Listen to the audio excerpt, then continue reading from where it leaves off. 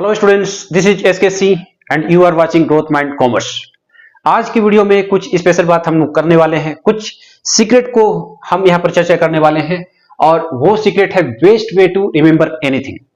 ये चीजें को आप जरूर जानिए, खासकर जो वीक स्टूडेंट्स हैं वो इसके बारे में जरूर जानें कि आखिर कुछ तरीका क्या है जिसकी वजह से हम चीजों को फास्ट याद कर सकते हैं और उसको लंबा याद कर सकते हैं, जिसके वजह से हम एग्जाम में जो है बढ़िया से आंसर राइटिंग कर सके। ये चीजों को जरूर जानिए, क्योंकि कुछ स्टूडेंट्स जो होते हैं पढ़ते बहुत हैं लेकिन वो एग्जाम में जाके कंफ्यूज हो जाते हैं, या फिर छोटा मोटा टेस्ट होता है या फिर कोई भी ट्यूशन वगैरह में जो टेस्ट लिया जाता है वहां पर गलती कर देते हैं, वो कंफ्यूज होकर के काफी ज्यादा गलती कर देते हैं। तो मैं यहाँ पर कुछ टेक्निक को फॉलो करने वाला हूं, है ना। तो इस टेक्निक को यहाँ पर जानना है, आपको मैं बताऊंगा कि आप वहां पर क्या गलती कर देते हो, आप वहां पर क्या गलत लिख देते हो, जिसके वजह से आप और आपके जो पेरेंट्स हैं काफी परेशान हो जाते हैं कि आखिर जो मेरा बच्चा है आखिर एग्जाम में बढ़िया क्यों नहीं कर पाता है। कुछ पेरेंट्स ऐसे भी होते हैं, वो सोचते हैं कि हमारा बच्चा तो इतना पढ़ता है, किताब निकाल करके इतना टॉपिक्स को देखता है, मैथ्स बनाता है, लेकिन फिर भी जाकर के एग्जाम में वो खराब कर जाता है। ठीक है, लेकिन कुछ बच्चे जो होते हैं वो ज्यादा नहीं, वो दिन में सिर्फ 3 से 4 घंटे पढ़ते हैं और पढ़ करके वो अच्छा स्कोर भी कर जाते हैं।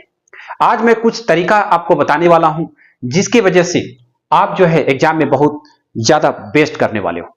और ये तरीका जो है मेरा दिया हुआ नहीं, ये काफी बड़े बड़े रिसर्चर्स का तरीका दिया गया है, और जो भी टॉपर्स होते हैं एग्जाम में, जो काफी अच्छा स्कोर करते हैं, जो काफी अच्छा परसेंटेज लाते हैं, वो उसके द्वारा कहे जाने वाली बात है। ठीक है, तो ये तरीका आज आप जान लीजिए। चलिए स्टार्ट करते हैं। सबसे पहले जो बात है, जब भी आप पढ़ाई करते हो तो पोमोडोरो टेक्निक का यूज करें। पोमोडोरो टेक्निक में क्या है, दरअसल 25 मिनट आपको स्टडी करनी है। आप 25 मिनट की जगह आधा घंटा भी स्टडी कर सकते हैं, ठीक है, तब भी वो टेक्निक माना जाएगा, है ना। तो आप आधा घंटा इस टेक्निक को फॉलो करें, आप आधा घंटा पढ़ाई करें और आधा घंटा की बात क्या करें, थोड़ा सा रेस्ट लेने की कोशिश करें। रेस्ट में आपको ज्यादा नहीं, बस 10 मिनट रेस्ट करना है। थोड़ा सा चाय कॉफी आप पी सकते हैं यदि आप पीते हैं तो, अगर चाय कॉफी नहीं पीते हैं तो बेटर है होगा कि आप ना पिए। ठीक है, वैसे चाय कॉफी से ज्यादा नुकसान नहीं होता है, लेकिन जो ना पीते हैं वो नहीं पिए। उसके जगह पे आप पानी या कुछ बढ़िया सा खाना जो है आप खा सकते हैं। उसके बाद फिर से आपको स्टडी कर जाना है, क्योंकि होता क्या है, जब आप आधा घंटा जब पढ़ते हो, फिर आफ्टर दैट जब 10 मिनट या 12 मिनट का जब आप रेस्ट लेते हो, तो उससे आपको आपके दिमाग को काफी बूस्ट मिलता है, काफी एनर्जी मिलता है, जिससे आप उत्साह होकर के फिर अगली बार फिर आप ज्यादा पढ़ने लग जाते हो। फिर आपको आगे मन करेगा कि आप 1 घंटा पढ़ लो आधा घंटा की जगह। तो 1 घंटा अगर मन कर रहा है तो आप 1 घंटा पढ़ लीजिए। फिर उसके बाद आपको क्या करना है, फिर उसके बाद फिर से आपको अपने दिमाग को 10 मिनट रेस्ट देना है, और इस तरीके से आप देखिएगा कि आप दिन में बहुत ही ज्यादा पढ़ लेंगे। ठीक है, दूसरी बात, try to explain that topic to someone else. जो भी टॉपिक आप पढ़ते हैं तो उसको समझ के पढ़िए, रट्टा नहीं लगाना है, मैं पहले बता दूं। और जब आप चीजों को समझ लेते हैं, जब आप पढ़ लेते हैं, तो उसे क्या कीजिए, अपने दोस्तों को या अपने जो रिलेटिव्स है उसको समझाने की कोशिश करें। ठीक है, और समझाना भी तभी है जब वो इंटरेस्टेड है। अगर कोई व्यक्ति या कोई पर्सन आपको नहीं मिल रहा है तो आपको क्या करना है, आईना के सामने खड़ा हो जाना है, या फिर छत पर जाकर या फिर कहीं और गली में जाकर टहल करके उस चीजों के बारे में सोचना है जो आपने पढ़ा था, और अपने आप को ही एक्सप्लेन करना चालू कर दीजिए। इससे क्या होगा, आपको काफी ज्यादा बूस्ट मिलेगा, आप चीजों को काफी ज्यादा रिकॉल कर देना स्टार्ट कर देंगे। ठीक है, तीसरा तरीका, try to short notes while study. देखिए, ये सारे टेक्निक को फॉलो करने से पहले हमेशा एक बात आपको ध्यान रखना है, आपका दिमाग जो है हमेशा एक्टिव होना चाहिए।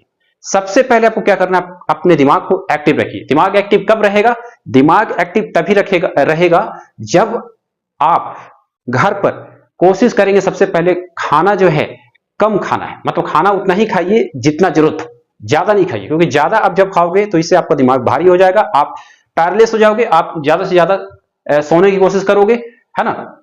इससे आपको पढ़ने में मन नहीं लगेगा। जब आप खेलते हो तो वो भी लिमिट में होना चाहिए, आप ज्यादा खेलने की कोशिश नहीं करें, क्योंकि ज्यादा खेलने से भी क्या होता है, आपका दिमाग थक जाता है, बॉडी थक जाता है और कुछ भी करने को नहीं मन करता है। तो सबसे पहले आपका दिमाग एक्टिव रहना चाहिए पढ़ाई करने से पहले। ठीक है, तो मैं क्या बता रहा था, मैं बता रहा था तीसरे पॉइंट में, try to write short notes while study. जब आप पढ़ाई करते हो तो सिर्फ पढ़ना नहीं है, पढ़ने के साथ साथ चीजों को समझें, टॉपिक को बारीकी से समझें और समझने के बाद आप क्या करें, लिखने की हैबिट रखें। लिखने की छोटे छोटे नोट्स बना लें, छोटे छोटे समरी बना लें। क्लास में जब टीचर एक्सप्लेन करते हैं उस चीजों को, तो आपको क्या करना है, नोट्स आपको प्रिपेयर रखने। नोट्स प्रिपेयर रखने से क्या होगा, आपके दिमाग में वो चीजें आ जाएगी, आप भूलोगे नहीं, घर जाकर के उसे आप दोबारा देखोगे और वो आपके प्रिंटेड फॉर्म में रहेंगे, आपको पता चलेगा कि आज पढ़ाई क्या हुआ था। ठीक है, और बेटर होगा कभी भी टाइप करके नोट्स ना बनाएं, हमेशा अपने हाथों से लिखने की कोशिश करें, क्योंकि एक रिसर्च के हिसाब से ये पता चला है कि जब आप हाथों से लिखते हैं, नोट्स बनाते हैं, तो उससे जो है आपके न्यूरॉन्स जो होते हैं काफी ज्यादा एक्टिव होते हैं, और जब आपके न्यूरॉन्स एक्टिव होते हैं तो आपके ब्रेन जो होते हैं वो ऑटोमेटिक एक्टिव हो जाते हैं। वो इसलिए क्योंकि जो आपका न्यूरॉन है वो आपके ब्रेन से कनेक्टेड होता है। Next, use first principle thinking. आपको क्या करना है, फर्स्ट प्रिंसिपल थिंकिंग जो है अप्लाई करना है। फर्स्ट प्रिंसिपल थिंकिंग जो कि बहुत ही बड़ा साइंटिस्ट जो है एलोन मस्क के द्वारा जो है दिया गया है। ठीक है, तो एलोन मस्क का कहना है कि जब आप चीजों को पढ़ते हैं या समझते हैं तो हमेशा फर्स्ट प्रिंसिपल थिंकिंग को अप्लाई कीजिए। अब ये होता क्या है मैं बता देता हूं। जब आप टॉपिक को पढ़ते हैं, सपोज आप कॉमर्स पढ़ रहे हैं या साइंस पढ़ रहे हैं, तो वहां पर उस टॉपिक को जब भी पढ़ रहे हैं तो हमेशा सोचें कि ये क्या होता है, ये कैसे होता है, ये किस तरह से होता है। सबसे पहले मैं बता दूं कि मेरा जो 11th-12th है वो साइंस फील्ड से हुआ, और उसके बाद आफ्टर दैट ग्रेजुएशन और मास्टर जो हुआ वो कॉमर्स फील्ड से हुआ। तो मेरा जो सब्जेक्ट्स है वो दोनों रह चुका है, तो इसलिए मैं दोनों के बारे में बता सकता हूं कि आपको साइंस कैसे पढ़ना है और कॉमर्स कैसे पढ़ना है। सपोज दैट आप चैप्टर पढ़ रहे हो इलेक्ट्रिसिटी, तो इलेक्ट्रिसिटी जब आप चैप्टर पढ़ रहे हो तो इलेक्ट्रिसिटी में बहुत सारे टॉपिक जैसे पोटेंशियल डिफरेंस, चार्जेस, है ना, ओम्स लॉ, तो ये सारी चीजें जब आती है तो आपको उसके बारे में सोच विचार करना है। ऐसे डायरेक्टली चीजों को पढ़ना और रटना नहीं है। जैसे कि आप ओम्स लॉ पढ़ते हो तो ओम्स लॉ इक्वल टू वो क्या बोलता है, V equal to I into R। ठीक है, तो V जो है डायरेक्टली प्रोपोर्शनल टू क्या होता है, I होता है। जब डायरेक्टली प्रोपोर्शनल का साइन जब हटता है तो वहां पर R आ जाता है।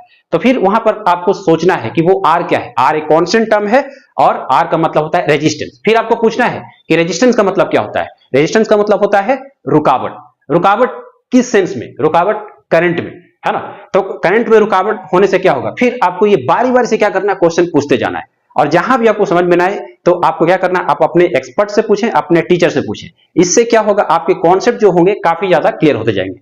ठीक उसी तरह से कॉमर्स वाले क्या करेंगे, जब आप कॉमर्स पढ़ते हैं, अकाउंट्स पढ़ते हैं, तो वहां डेबिट और क्रेडिट का जब नियम पढ़ते हैं तो वहां पर पूछने की कोशिश करें कि ये डेबिट कैसे हुआ, ये क्रेडिट कैसे हुआ।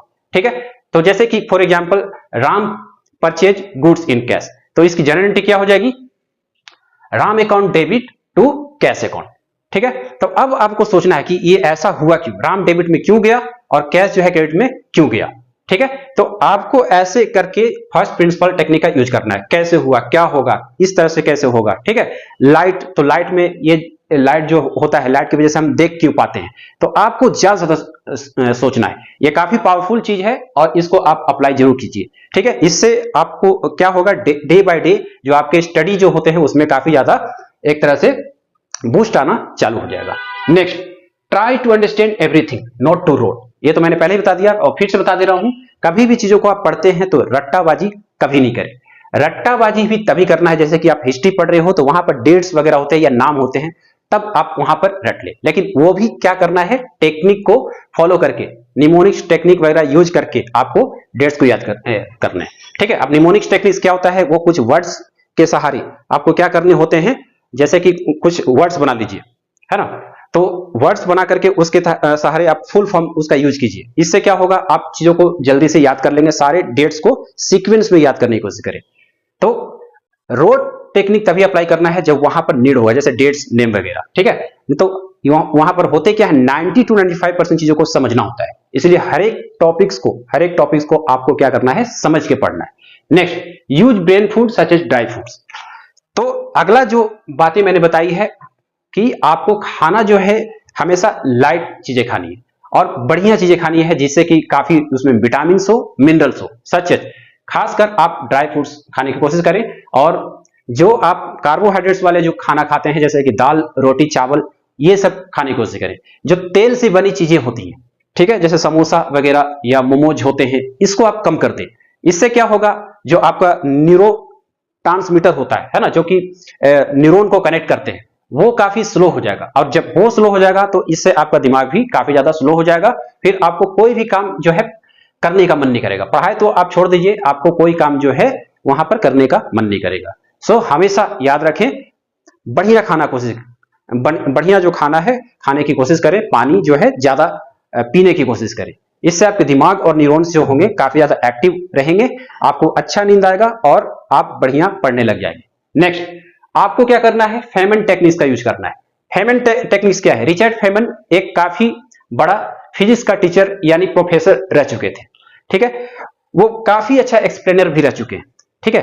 तो वो चीजों को जब भी पढ़ते थे और जब भी चीजों को या कोई भी टॉपिक्स को पढ़ते थे तो उसे पढ़ने के बाद वो हर एक लोगों को उसे ही आसान भाषा में समझा देते थे। जो भी बुक में डिफिकल्ट वर्ड में वो लिखा हुआ रहता था तो उसे समझ लेने के बाद वो हर एक स्टूडेंट्स को या लोगों को आसान भाषा में समझा देते थे। इससे क्या होता था कि वो हर एक टॉपिक्स के बारे में बहुत आसानी से जान लेते थे और इससे वो काफी लंबा याद कर पाते थे। तो ये चीज आपको भी क्या करना है, अप्लाई करना है। चीजों को आपको क्या करना है, बढ़िया से समझे और उसे आसान भाषा में अपने दोस्तों को समझा दे। इससे क्या होगा, आपके दोस्त को भी फायदा हो जाएगा और आपको भी फायदा हो जाएगा। Next, try to do multiple revision and test yourself, ठीक है। तो लास्ट स्टेप पे मैंने क्या बताया है कि हमेशा जब भी चीजों को आप पढ़ते हैं, जब आपका कोई टेस्ट का सिलेबस कंप्लीट हो जाता है तो उसे छोड़ नहीं देना है, क्योंकि जब आप छोड़ दोगे तो फिर क्या होगा, दोबारा आप फॉरगेट कर जाओगे। जाहिर सी बात है, ये ह्यूमन नेचर है। तो चीजों को क्या करना है, आपको रिवीजन करना, और एक रिवीजन नहीं, आपको मल्टीपल्स रिवीजन करने, ठीक है। मल्टीपल्स रिवीजन कहने का मतलब यह हुआ कि जैसे कि एनुअल पेपर आपका आ रहा है या फिर कोई भी टेस्ट का, छोटे छोटे टेस्ट का एग्जाम आ रहा है, तो सबसे पहले क्या करें कि जो भी हार्ड टॉपिक है उसे एक पहले समझ ले, समझने के बाद फर्स्ट टाइम रिवीजन दे। फर्स्ट टाइम रिवीजन देने के बाद आपको समझ में आएगा कि रिवीजन का कितना असर होता है, ठीक है। लेकिन जब आप 2 बार रिवीजन दोगे तो वो चीज आपको काफी जल्दी रिकॉल हो जाएगा। फिर जब तीसरा रिवीजन दोगे वो चीज जो है और भी जल्दी रिकॉल हो जाएगा। जैसे सपोज कीजिए कि फर्स्ट रिवीजन में आपका 40 मिनट लग रहा है, लेकिन सेकंड रिवीजन जब आप उसको देते हो ना तो वही 40 मिनट्स की जगह जो है आपका 25 मिनट्स भी जा सकता है। फिर उसके बाद थर्ड रिवीजन जब आप देते हो तो वही 25 मिनट्स की जगह जो है 15 मिनट्स भी जा सकता है। ऐसा इसलिए हो रहा है क्योंकि चीजों को आप बार बार क्या कर रहे हो, दोहरा रहे हो। और जब चीजों को आप बार बार दोहराते हो, रिवीजन कर लेते हो, फिर उसके बाद आप क्या करें, बहुत सारे क्वेश्चंस को निकाल के आप एक जगह लिख ले और एक टाइमर लगा दे, और टाइमर लगाने के बाद फिर देखिए कि आप कितने क्वेश्चंस को सॉल्व कर पाते हैं। और ये मैं एक सब्जेक्ट की बात नहीं कर रहा हूं, ये मैं सारे सब्जेक्ट जैसे कि मैथ्स, अकाउंट्स या फिर फिजिक्स या फिर केमिस्ट्री हो गए, ये सारे सब्जेक्ट में ये टेक्निक्स को अप्लाई करने की कोशिश करें, ठीक है। आई होप ये चीजों को जब आप अप्लाई करोगे तो आपका जो है काफी ज्यादा मेमोरी जो है काफी ज्यादा रिटेन करेगा, ठीक है। आई होप कि ये सारा चीज आपको समझ में आया होगा, और नेक्स्ट वीडियो में हम इसी तरह से कोई अच्छी बातें करने वाले हैं। Thank you.